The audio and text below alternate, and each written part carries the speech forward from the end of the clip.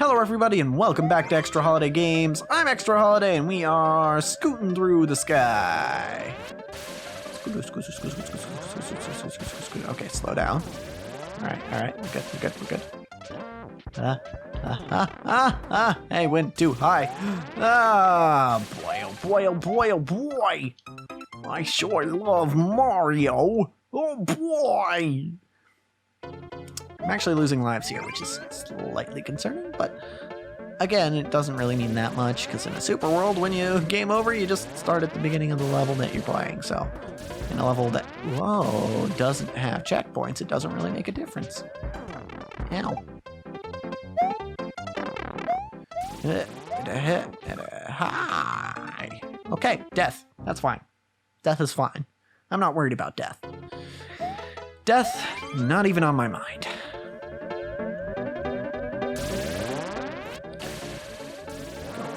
Go, slow. Okay, good. Think we just... Okay, no, never mind. That was not the strat. Okay, alright. Okay, we're gonna continue. Have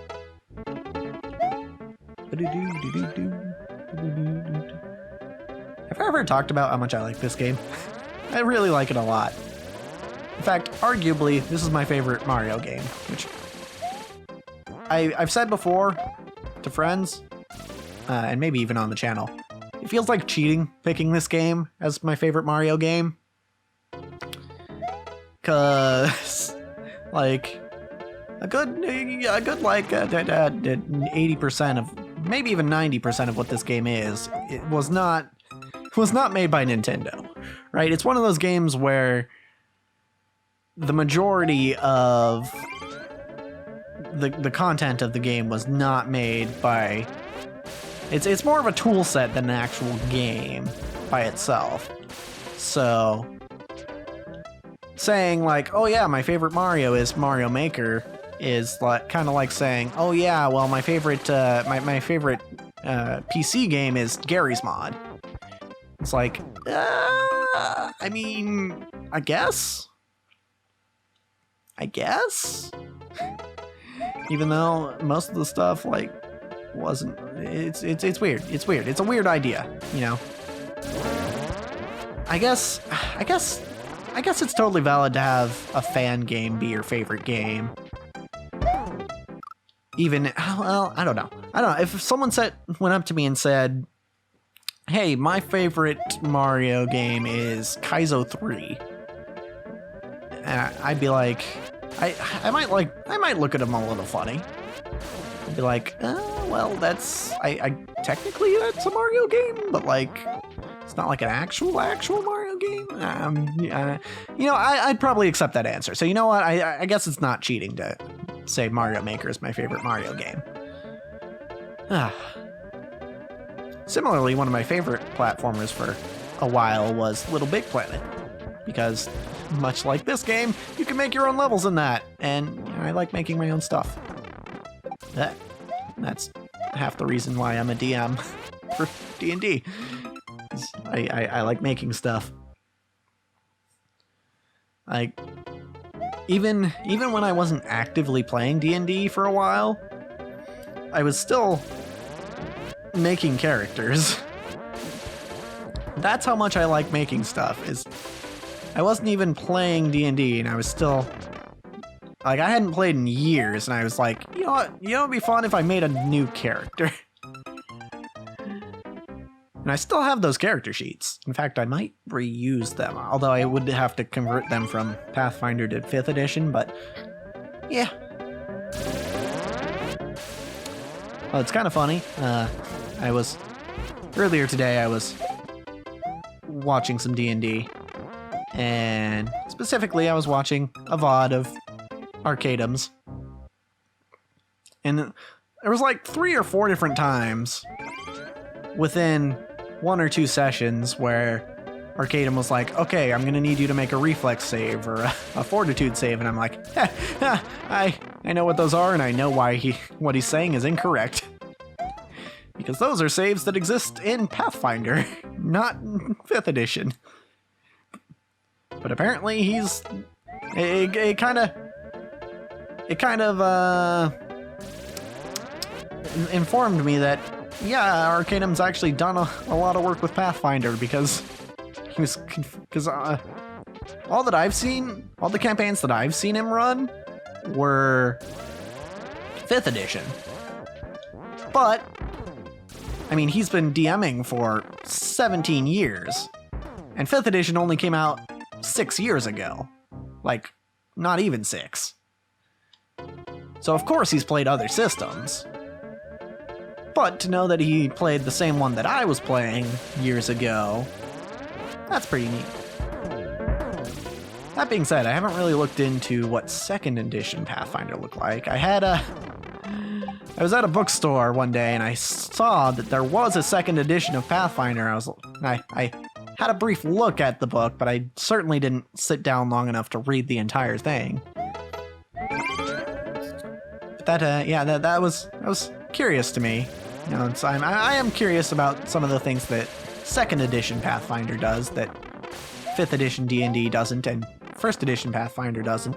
I will say, after having acclimated to it, I do actually prefer 5th edition over 1st edition Pathfinder. Just because it's a lot simpler. Like, there's a lot less math to do. I do really like the advantage system, which I think I read that 2nd edition Pathfinder has, so that's pretty neat. But yeah, I just like how much simpler 5th edition is, and plus, my initial concern when I learned that everyone had started playing 5th edition D&D instead of 1st edition Pathfinder was that the biggest reason I didn't want to switch over right away was because there was a lot more content made for Pathfinder. And that's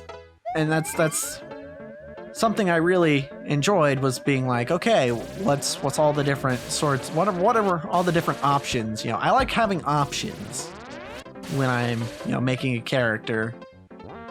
And at the time, Pathfinder just had a lot more options than 5th edition D&D. So I was like, you know what? I don't know that the next time I play a tabletop RPG, it's going to be 5th edition, just because doesn't seem like there's a lot of options. However, since then, there have been a lot of materials that have come out for 5th edition. So we're finally at a point where I feel like, yeah, it's probably about equal between the two games. All right. So yeah, you know what? I feel pretty good now about switching over to 5th edition. Now that because the basic system is simpler. And the only real problem I had with 5th edition at the time was just it seemed like there wasn't a whole lot of options for characters. But now there's a lot. Although, I will say, when it comes to my own campaign, I'm kind of in a little bit of a pickle, because I want to introduce all the races, you know, but I've kind of established that my world is a new one, and thus wouldn't have a whole bunch of the newer races in it. Currently, Auralia has has only the races found in the player handbook, aside from the one homebrew race I've made, and even then, like, tieflings, or tieflings, however you pronounce it. I think most people pronounce it tieflings. Tieflings don't really exist in Auralia. The thing I would tell my players is that nobody's ever heard of a tiefling. Like, nobody knows what they are. That's not to say there won't be tieflings at some point in maybe a current campaign, but as of right now, nobody in Auralia even knows what a tiefling is. So yeah, I have essentially the base races +1 in my world right now, and I don't know, implementing the others seems a little bit tricky. It just seems a little tricky, you know? Because I've basically put myself in this... I've basically put the restriction on myself of, okay, these are the races that exist in the world at this time, and I'm gonna... If any more races come into the world, I'm gonna have to give a reason for it. That's kind of the trap I've put myself in. And I don't know if it's really a valid concern of mine, because I don't think any of my players would bat an eye if I just suddenly throw like a NPC of a different race in there, you know, like a Goliath or something. I don't think anyone in my games would really care. But just for me personally, you know, I feel like I need to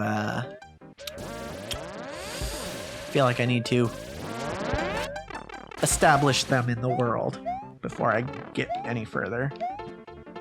Oh, the end's right there. Okay. All right. You know what? I think we can beat this episode. I think we've got the requisite amount of skill. Yeah, races in D&D. And you know what? There's even more races that I haven't even looked into. But at the moment, I don't have all the books. And granted, I can probably find all the details online somewhere. But also, I kind of like having the books. Just because I'm a sucker for physical media. As evidenced by the fact that most of my games that I buy even nowadays are still in physical form, be they Switch cartridges or PS4 discs. Because I don't know. Well, one thing is, I don't like... Well, my internet doesn't really facilitate me uninstalling and re-downloading games. Because I only get 150 gigs of download a month before our speeds go down to awful. Like, more awful than usual. Basically unusable. So having physical copies means I don't have to worry about that as much. I can just put the disc in and be fine. Well, except for the games that have like a 20 gigabyte day one update. Because we all love those, right? But even then, you know, I'm saving a little bit of space. And also, yeah, it's kind of just a hassle to be like, okay, what do I uninstall so I can play this new game? That's actually kind of one concern I have about this new laptop I'm getting. I was deciding between two options, basically, of... Basically, the only difference between the two different models I was looking at of laptop was one of them had just a 0.5 terabyte solid state drive, and the other one had a 0.5 terabyte solid state drive and a terabyte hard drive. But the price difference was $700. And I'm like... It was actually a relatively hard decision for me because I'm like, well, it's gonna be a pain in the ass if I have to start uninstalling and reinstalling stuff, as, you know, for reasons I explained before. But also, like, if I'm putting stuff on the hard drive, it's not gonna be as fast as solid state drive, and, you know, I have some stuff that I could store where it wouldn't make much of a difference, but... I don't know. And eventually I came to the decision that the extra terabyte of space wasn't really worth $700 to me. Because if you buy a terabyte hard drive by itself, it's like $40. So really you're just paying like $600 for installation, which theoretically I could do on my own, but I've never actually worked on a laptop before, so that would be interesting. That being said, I do have at least a friend who does that sort of thing, so I could go to him for advice, maybe. But don't know. That's also it's just it would be. I would risk just every time I open up my desktop, which hasn't been too many times, but every time I do, I'm just so terrified that when I put it back together, it's not gonna work. Right, like my desktop is what I use to edit these videos, right? And I'm very. One thing I told myself when I started this channel is, if I'm gonna do this, I need a consistent schedule. And so far, I've been pretty decent about that. But if my desktop just up and dies on me, I don't really have a backup plan for editing these videos. I guess now I might have one, because the laptop I'm getting is probably good enough to edit videos on. But aside from that, at least in the past, you know, it's been like, well, if I break my desktop, then I'm kind of screwed till I get a new computer. Either build one or buy one. So yeah, I definitely don't feel like an expert when it comes to building computers. So I try not to go into my go in and fiddle with the parts too many times. The last time I did it was to install a terabyte solid state drive that I had lying around for months into my desktop, and I'm glad I did it. Mostly because everything turned out fine. If I had broke my computer, I wouldn't have been glad. And now I have a bunch more space on my desktop, and actually it seems to work a lot faster, because I was working off of a hard drive before, but now I'm working off of a solid state drive for stuff like editing. So yeah, it made a noticeable difference in the performance, which is interesting, because I thought the main limiting factor, and maybe this is still true, but I thought the main limiting factor on my desktop was the processor. And again, that could still be true, but I don't know, I wasn't expecting to see a marked difference in the speed just installing a solid state drive. But yeah, no, it actually worked. So, and that's one reason why in buying this laptop, I was like, maybe I don't want a hard drive. Maybe I don't want to pay $700 for a hard drive. Because hard drives, this feels like one of those things where once you go to a solid state drive, you don't want to go back. Yeah, techie nerd things, I guess. No wonder my family and everyone at work comes to me for tech help. I mean, I don't feel like I know a lot, as evidenced by the fact that, you know, I said I'm afraid I'm gonna break my computer every time I get into it. But I guess I know more than most. Like, I guess. Whatever. Although if you understood everything that I said about all the different parts and stuff, you're probably more techie than I am. So you probably know more than I do.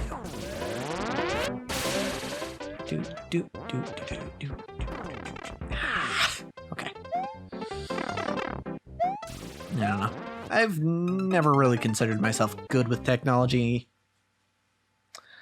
In fact, a lot of the times I feel like I've been kind of behind. Especially when it comes to internet things now, because, you know, a lot of my friends got decent internet long before I did. So I do remember distinctly one memory, which was Jacob and I. Jacob's been on the show. He's actually so far the only guest that's been on the show.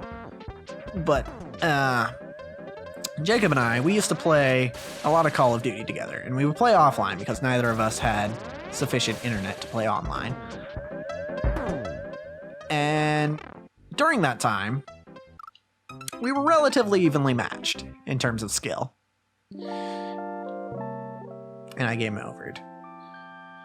You know, we were relatively even when it came to skill, and that kind of changed when he got internet and I didn't, because he started playing online, and once he started playing online, he was getting in a lot more practice than I was, because, you know, there's only so much you can do just playing by yourself.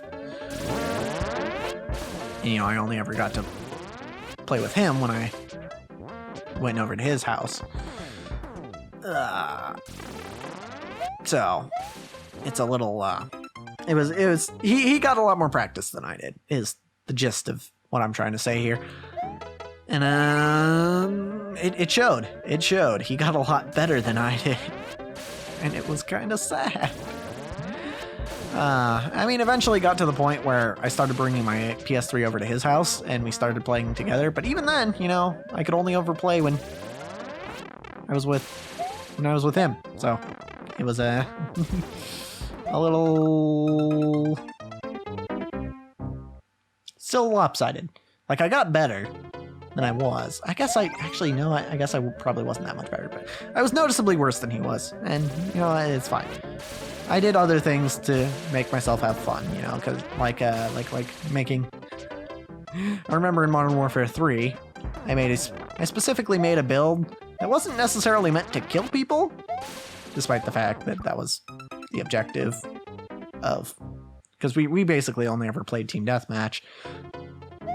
But I made a build that was essentially meant to be a support build, where I took the perk that made it so when you hit someone with an explosive, and you even if it doesn't, you know, kill them or anything, it marks them on the mini-map. So what I did is I took that perk and I basically loaded up on as many explosives as possible. And if you're familiar with the Call of Duty games, Black Ops and Modern Warfare 3 were kind of the point where they nerfed explosives into the ground, so they weren't really that deadly. But, you know, regardless of that, I loaded up on explosives and that perk, and basically my whole objective in the match was to mark the enemies so that other teammates could come by and kill them. Because, you know what, that's an important thing. Essentially I was playing support much like I would in League, where I'm setting up kills for other people and basically warding, which I find to be quite amusing, because that's definitely not how most people play Call of Duty. But I had fun, right? And like kind of the other side objective with that class was, because I had a lot of explosives, I was relatively well equipped to take out any kill streaks that happened to be going on. You know, whether they be UAV or helicopter or what have you. So a lot of the time, that's what I would do. I'd just be like, oh, somebody called in a kill streak. Guess I gotta go outside and shoot it down.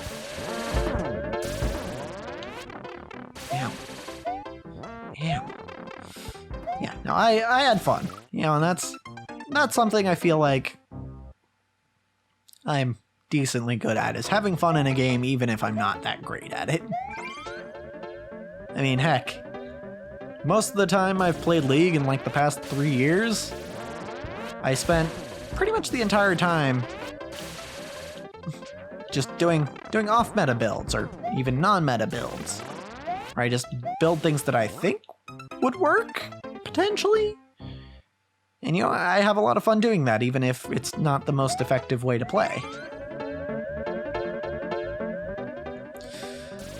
I just occasionally have to deal with the person who's like, what the fuck is that build? Oh, I'm gonna report you because you're not playing 100% the way that everyone else plays. And it's like, and see, the funny thing is, a lot of the time the stuff I guess not a lot of the time, but some of the time, the stuff I figure out actually ends up working.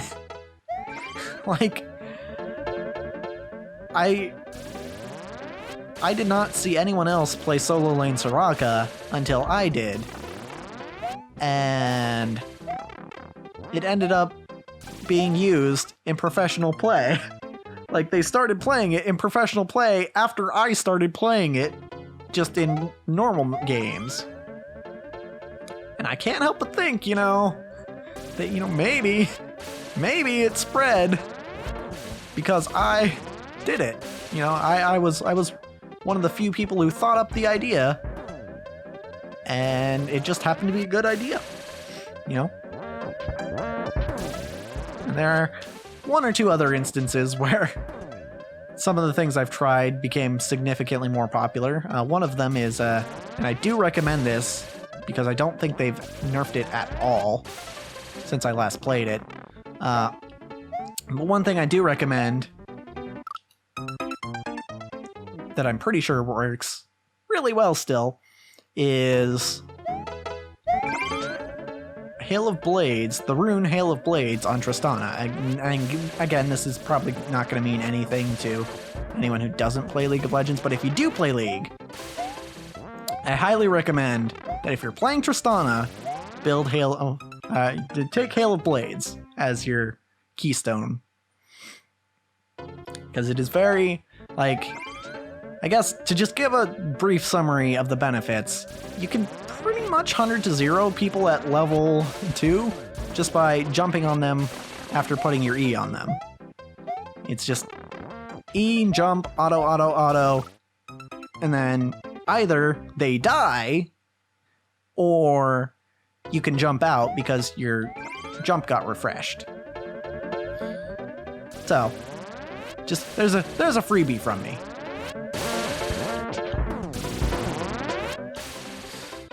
Do recommend.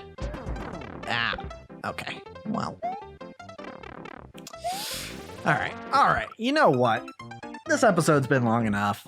We're gonna have to beat this level next time.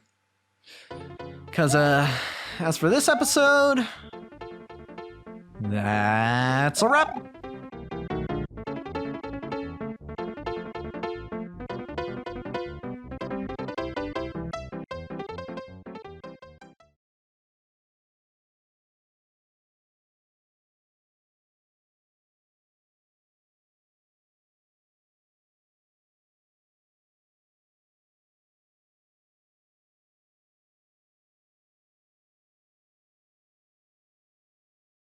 Yeah, I got other stuff to do tonight.